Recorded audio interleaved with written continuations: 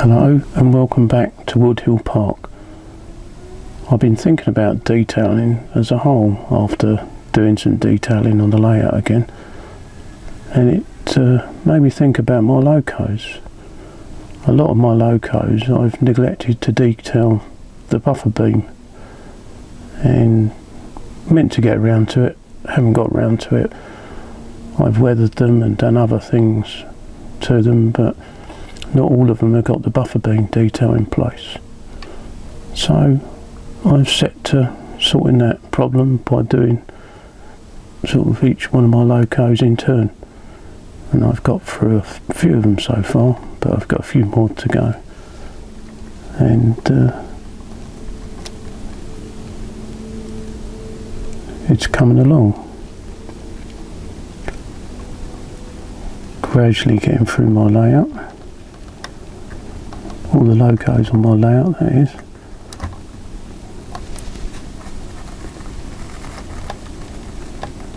And these are another 4 sorted. How I've been going about it, I've been holding them in my homemade foam cradle, which works pretty well, and then a little bolt-on vise, I think it's a Stanley vise if I remember, and just angle it at a convenient angle to work on. The tools you typically need to do the job are a pair of tweezers, a good pair of tweezers, fine ones, a reasonable pair of snipe nose pliers. A scalpel's always handy just to cut off any flashing, and the weathering powders, like I said. Also a pair of cutters to cut things that you might need to cut the detailing away from the mouldings, as well as using the scalpel. Also, one of the probably quite important things is see if I can focus on it better. It's a pin vise, and what you do, you can put the smallest drill bits in this and do it up hand tight, which is usually tight enough because it's so small, and it allows you to have a tiny drill in there and have precise control over turning it in a hole that you might need to make slightly bigger, because a lot of these holes that are drilled in the buffer beam are not very good, you might say. They don't drill them the right size. Sometimes they're quite undersized, so you do need to clear the hole out a bit. So one of these is invaluable, really. So a pin vise, very handy tool, and obviously the right size drill. And you can get packs of drills, and they're fairly cheap, really. So I can't remember what size drill was in here, because it's a handy size I use for a lot of different things. But I know it's been doing the job fine. And I've got it way inside the chuck so it doesn't bend about, because I only need it to stick out sort of 10mm or so. But yeah, very handy tool, because most of this don't fit. So that's one way to help it fit. And if you do need it, sometimes you do and sometimes you don't, a touch of super glue, but a very, very small amount. I just put a little blob on a plastic bag or a piece of cardboard, and then very carefully just dip the tip that you're going to push into the buffer beam. Just the smallest amount, you don't need hardly anything, but some will stay in quite securely without gluing, and other ones are real pigs, and the only way you're going to hold it in the buffer beam is to glue it, which is a bit annoying, because you don't really want to put glue on your model if you can help it. But in this case, a very fine amount, and the thicker the super glue the better, really. So you only put a touch of quite thick super glue on the end of the detail that you're adding to the buffer beam, or if not, with a cocktail stick you can just very carefully push the cocktail stick in with a touch on the end of it in the hole, so that the hole's lined with a bit of super glue. But whatever you do, don't get the bottle of super glue anywhere near the Loco, because it's going to get messy. Also, a magnifying glass helps, so I've got this magnifier with light, which helps a lot, especially as my eyesight's not as good as it used to be. So I've been adding the buffer bean detail and adding all the detail I can at the front without anything fouling as the bogey turns. But the rear, obviously I want a coupling, so I'm adding what detail I can before it fouls on the coupling, so that means leaving a certain amount off. After I've detailed it, I need to weather it again, because the Loco itself is weathered but the detailing isn't now. So rather than get the airbrush out, I thought I'd get my Tamiya weather powders out, and I've been mainly using this one here, which has got rust and soot on it, and I just use it with a cotton wool bud. You have to be careful, you get bits of cotton come out and get sort of caught up on the detailing, but with a bit of tweezers you can remove that, and it nicely adds some grubbiness to the buffer beam. With my class 20, I still added quite a bit of detailing to the buffer beam at the front, even though I will be pulling stock from this end, so leaving a coupling in place, which may be tension lock or may change to a magnetic one in the future. But some of the detailing will foul, so any of the detailing that does foul, sadly I've cut it down, but at least there's something to represent something there. The cab end of the class 20, I've fully detailed it, as I don't plan to have a coupling on this end, so it doesn't matter if things hang down, providing they don't foul on the bogey. As I do want it to run, there's certain parts you can't fit.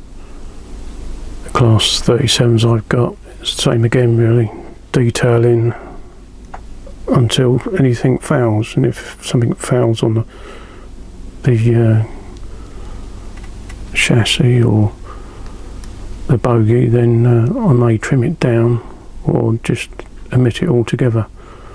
But it's nice to have some sort of detailing, and the end that is not going to pull any stock is fully detailed. I don't know why I missed this off, really. A lot of them, I think my attention has been in so many other places on the layout that I've neglected to get around to this job. But now I'm setting out to correct this by steadily going through my stock, putting this detailing on, which does make them look much more authentic. So I've now gone through some of my Locos, detailing them, and I'm steadily bringing up the boxes for the ones that I haven't done, so I can access the detail packs and carry on with the detailing.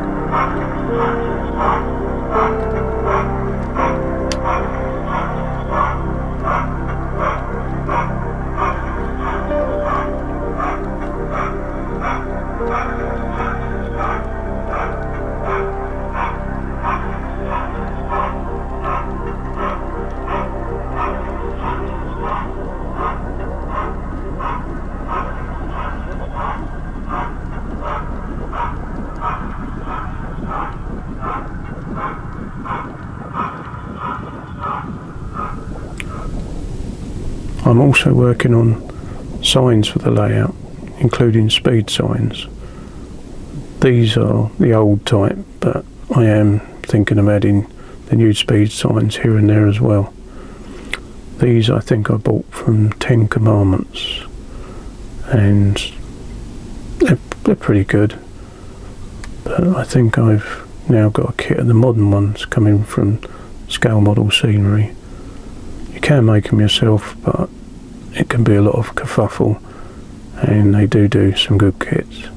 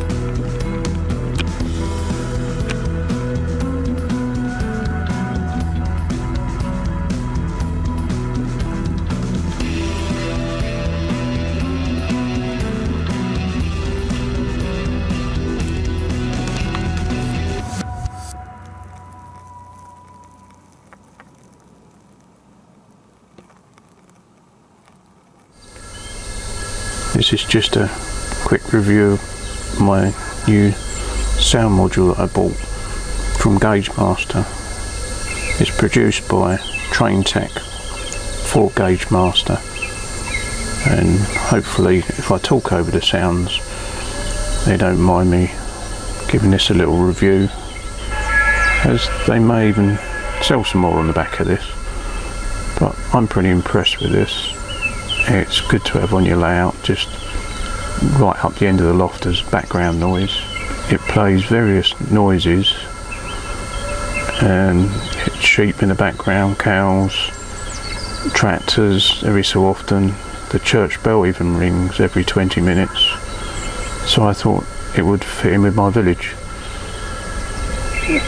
It connects to DC or DCC, and I've got mine on the DCC bus rail and fitted underneath this house over here. So I was lift this house up, you can see it, you've got controls on the board that you can alter. I personally think it sounds better under a building, as it sort of quietens it down a bit and makes it difficult to know where the sound's coming from. But yeah, a great addition to my layout. For £30, I think it's well worth having.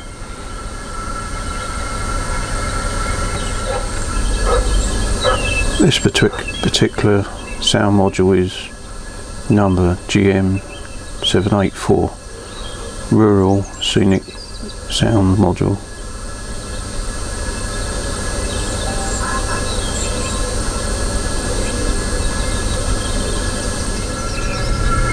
If you don't like any of the sounds, if you've got it set on DCC, you can turn them off permanently. So say you didn't like the sound of the sheep, you could just decide to turn that off completely so you don't hear any sheep. So it's very adaptable. And I've got it up this end of the loft, which is quite a way away from me, so it's just background. There goes the church bells.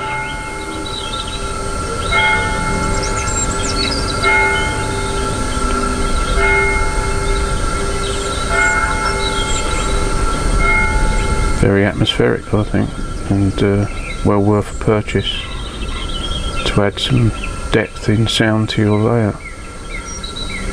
Very impressed with it. Mind you, you might hear my neighbours in the background with a lawnmower, which is nothing to do with the sound module from Gauge Master, as thankfully there's no lawnmower on it, as I think this is a Sunday and it's banned in the village, no lawnmowers.